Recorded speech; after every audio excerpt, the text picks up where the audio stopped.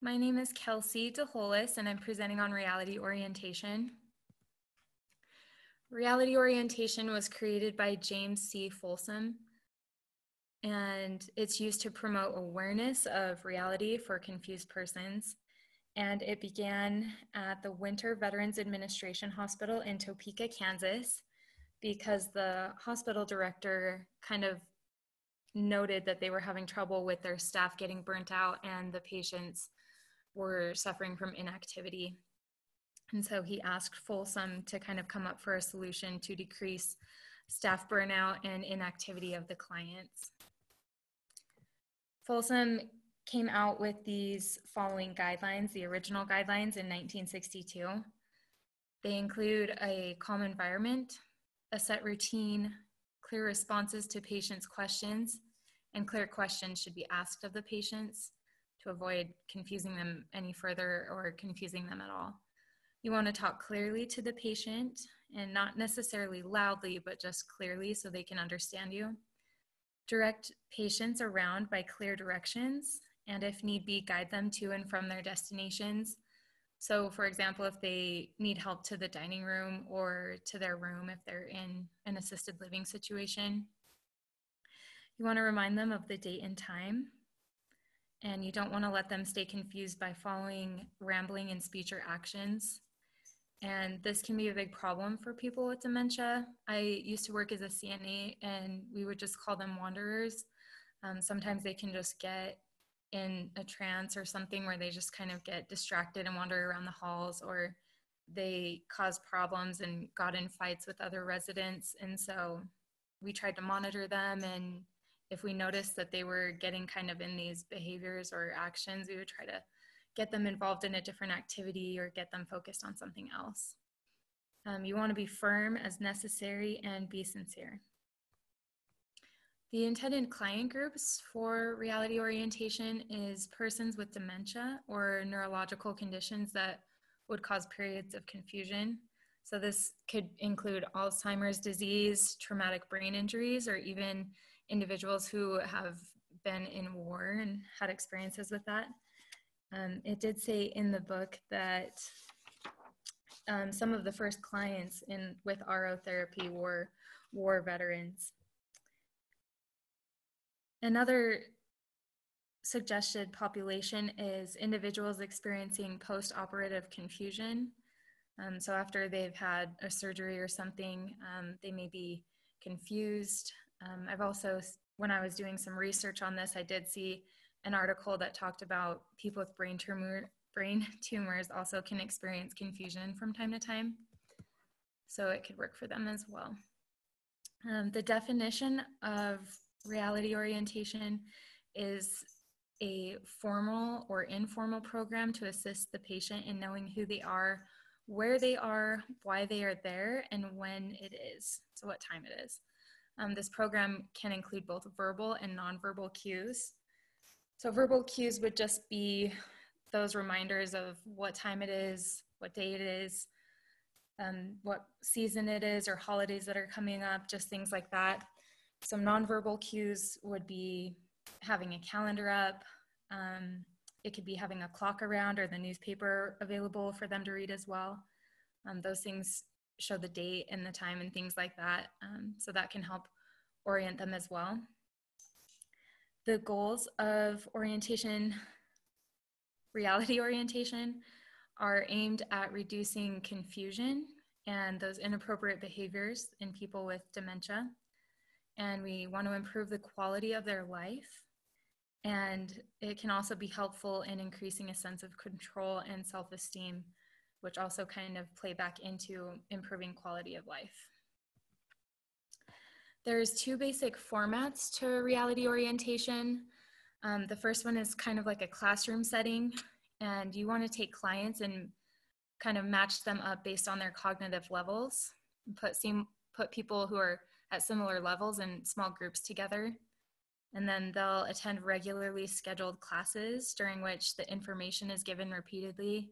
So you're sharing the date, the time, the weather, and you're just kind of sharing that information over and over again to help bring them into reality.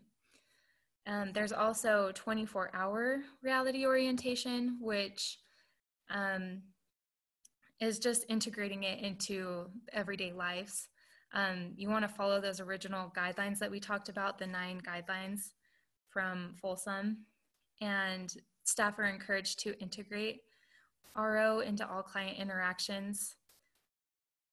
So when you go to help the client, you can say, oh man, it's pretty cold out today, it's December, or just bringing up things like that, or, it's noon, it's almost time for lunch, are you ready to go to the dining room? You can just say simple things like that and integrate it into your interactions with the clients. Informal interactions, kind of like I mentioned before, those nonverbal cues like clocks, newspapers, calendars. Some assisted living homes do have kind of, in the book it calls it an RO board, and in one of the facilities that I worked at, we had a board that we would write the date on every day and the time, and just little things like that, or if holidays were coming up or things like that, just to help remind them.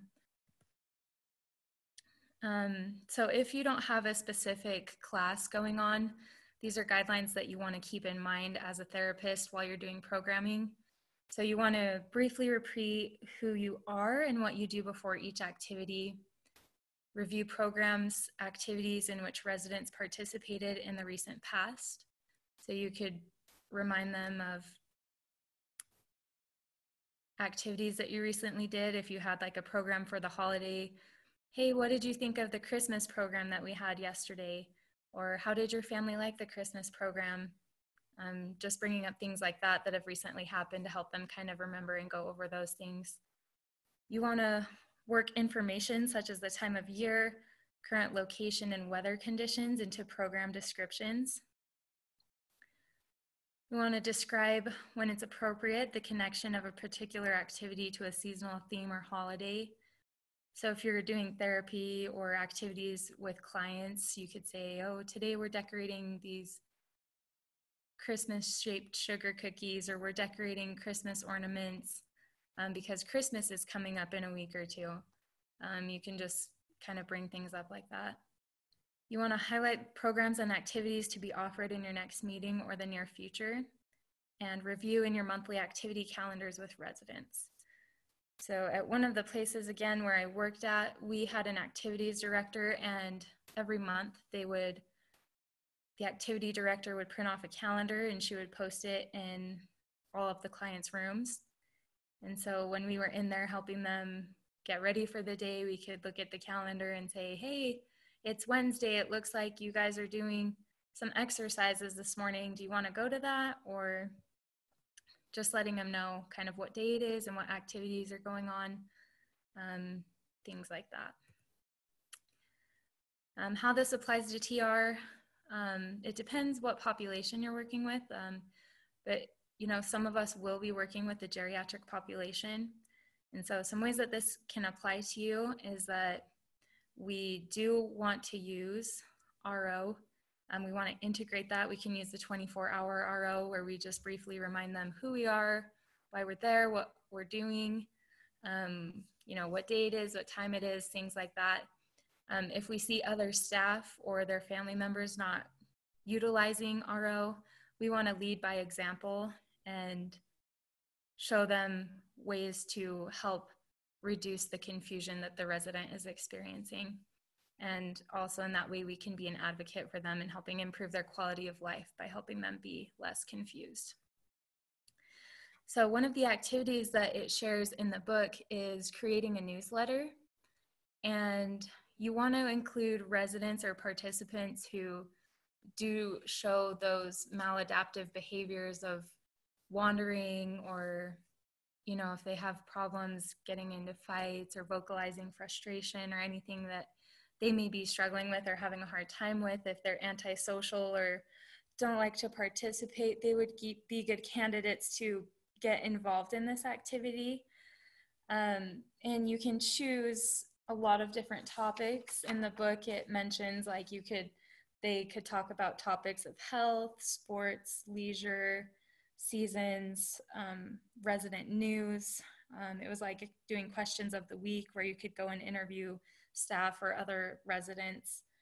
and then just kind of maybe relationships. I even thought maybe they could include recipes or the activities or anything like that, news of family members of residents.